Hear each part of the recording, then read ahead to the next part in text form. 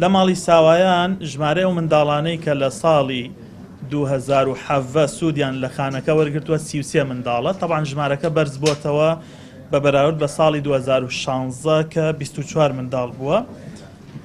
لە ماڵی کوڕان 30 منداڵ سوودیان لە خانەکە وەرگرتووە.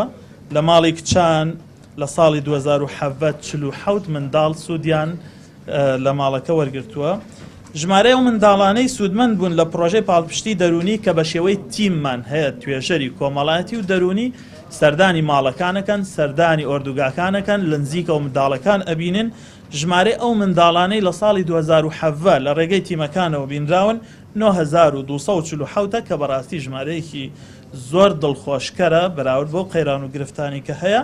لەوانە 1457 منداڵیان خانەخوێیە و منداڵانی ئاوەڕەی ناوخۆی عێراق 6943 منداڵانی پەناهەندە 847 230 ئافرەت لەگەڵ 51 منداڵ لە شەڵتەری داڵدەدانی ئافرەتانی هەڕەشە لێکراو داڵدەدراون و پارێزراون سوودیان لە خزمەت گوزاریە جۆرا و جۆرەکان وەرگرتووە. لە ساڵی 2017 74 بەساڵاتچوو سوودیان لە خانەی بەساڵاتچوان وەرگرتووە. ئەم ژمارەیە زیاترە لەوەی لە ساڵی 2016 هەبوو کە 69 بوو.